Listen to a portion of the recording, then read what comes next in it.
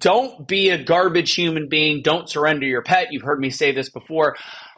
As you know, I've talked about my algorithms, and I think I've even had this conversation like several months ago, but it's getting worse. Now I follow so many rescue pages, all these different things going on in Texas. There is a real problem when it comes to the pets in this country, especially in Texas. I don't know where you live, but it makes me sick. It makes my heart hurt to what's going on. So I want to challenge the thinking. And many people that know my politics understand that I believe in less government than more government. But is there a point where we start taxing breeders, like the private breeders? I hate to say it, like I don't, that business bothers me a little bit when right now there is such a massive problem. And trust me, I have friends with designer pets.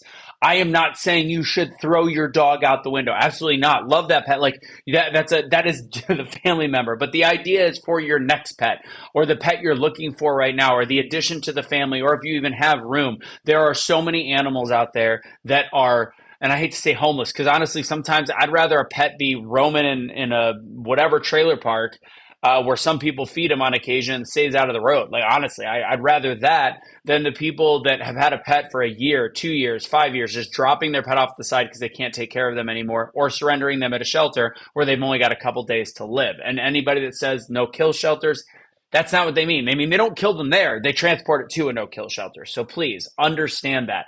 So again, not telling people to get rid of their designer pets at all. I'm saying let's start changing the dynamic. If there's no buyer, if there's no buyer, the supply will stop happening. And the way that these mutts and things happen is people will spend a lot of money on a German Shepherd, and then there's a whole litter of them, and then one crappy owner is like, I don't want it. They throw it out. It makes puppies with a corgi, super weird mix, and then they've got the weird mixed puppies. Nobody wants them, and then you've got a whole litter, and then we're back in the exact same situation. Then maybe one family takes them, they give them back. It gets ugly. And what I've seen, it's getting so bad. Like, I have puppies and cats all over my feed, and it's usually happy. It used to be more happy stuff, and now it's people just needing help, people trying to rescue animals. There is a real problem, and I want to make sure people understand that. And what we could do for it is all of a sudden realize I didn't own a dog until I was 38. Probably one of the few things I regret, because Woody is my best friend. I love June and Ellie. Like, these are like, my life is different after having a dog, period. As you can see, this is what I'm talking about.